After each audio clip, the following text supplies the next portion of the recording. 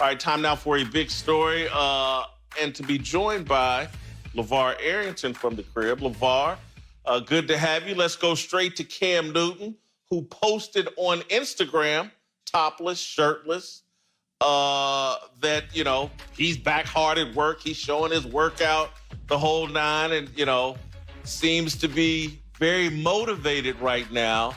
I don't think the actual Instagram post is actually a good look. I think Cam thinks it's about his body. I think it's about his head. And so I would love a more thoughtful Cam than a jacked up, and maybe this is just jealous because I've got a keg and he's got a 12-pack. I don't know. Maybe I'm just jealous. But, LaVar, I'm not sure if the Instagram post, I don't think it's a good look. I love it. And just listening to the great rant you just gave addressing the State of the Union, this is Cam Newton addressing his state of his union, right? His fan base. It's like Rocky before he went and fought Ivan Drago, or before he fought Clubber Lang the second time. You talked about Joe Louis making things work and making things exciting for us as sports fans. That's all Cam is doing right now, is drawing from those type of thought processes. He's showing that as an underdog, like Cam Newton now, today in 2020, is an underdog. He's showing that it's the work. And I think that if you want to draw the conclusion that there's mental and there's physical, that's the conclusion I would come to, seeing him listening to the gospel music, doing his workouts, and saying he's pushing through the shade to still shine. Love the gospel music, obviously. And LaVar, if Cam Newton were an outside linebacker, take your shirt off, flex, do all of that, blah, blah, do all of it. I would love it. And it would be, oh, man, he's in the gym pumping that iron. He's fitting to wreak havoc on the NFL. The problem is he plays quarterback.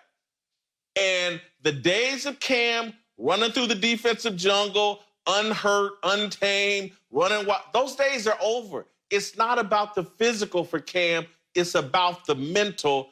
Hell, he'd damn near been better off with a drink and a cigar and telling me, and by the way, cheers to you. I'm having some Casa Dragonas during this show.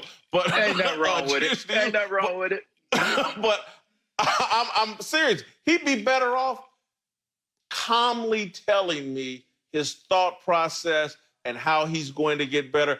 I'm more interested in Cam between the ears than pumping iron.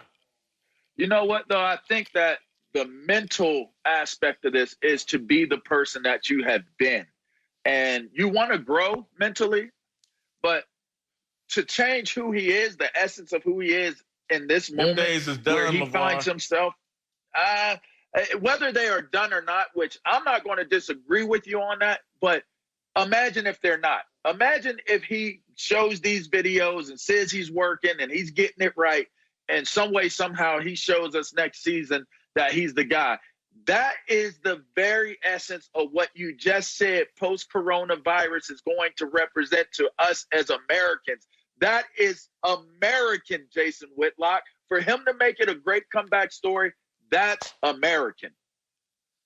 And you know what he needs to do, LaVar? Because I'm going to tell you what he's doing. He's sitting around thinking about Lamar Jackson winning the MVP, and he doesn't realize the Lamar Jackson days are over for Cam Newton. Go watch Tom Brady sit in the pocket, get rid of the football on time, go read a defense, those things. That's the problem. He's got Lamar envy. And I don't blame him. Everybody would love to be young again and be able to run a 4.3 40 and be able to run through the LaVar Arringtons of the world and the Ray Lewises of the world. But those days are over for Cam, and that's why I don't think this IG post is a great look. You know what? Honestly, if you look up Tom Brady, they have him running the 40 in sand. He's doing workout videos. He opened up a workout facility, TB12 workout Shirt facility. on. Shouts out to Tom. Yeah, but he don't look like Cam Newton with his shirt off. There ain't too many dudes that look like Cam Newton with their shirt off. So at the end of the day, it is what it is. It could be body envy. It sounds like a little body envy, but at the end of the day, we're going to find out. That's the beauty of sports. We're going to find out if the look still matches the game. All right, let's move on. Cam also put out a little video where he seems to be pretty salty at the Carolina Panthers. The Carolina Panthers gave up on Cam, and that seems to be inspiring him. Should Cam be upset with the Panthers for giving up on him? I mean, I don't think they gave up on him. I think they had to make a business decision. And your business decision is, do we keep Cam Newton and see if we can make it through the season, or do we go in a different direction? And they made their deal. One thing I've learned for certain, being a former NFL player and professional, is it's never personal. It's just business. And in that moment, whatever he has to do to keep him motivated and working and getting stronger and preparing with, it's still just business at the end of the day.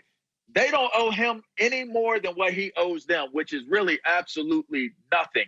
All right. So in the end, when they made their decision as to what direction they were going to go in and basing it off of the information that they had, you can't look at it as they gave up on him. Now, you looked at it as maybe it just was time to move on. Well, listen, I don't think he should be upset with the Panthers, but I do think he has a right to believe they gave up on him, because that is exactly what they did. They don't think he's going to get over his injuries. They clearly don't think he's in the right mind, and they've moved on. So, if that helps motivate Cam, that's actually part of the thing I like beyond the gospel music. I think he's in the right state of mind. The Carolina Panthers definitely gave up on him. Thanks for watching. Subscribe here to get the latest from the show. And be sure to check out more of the best clips from Speak For Yourself, or go watch a few segments from our other shows on FS1.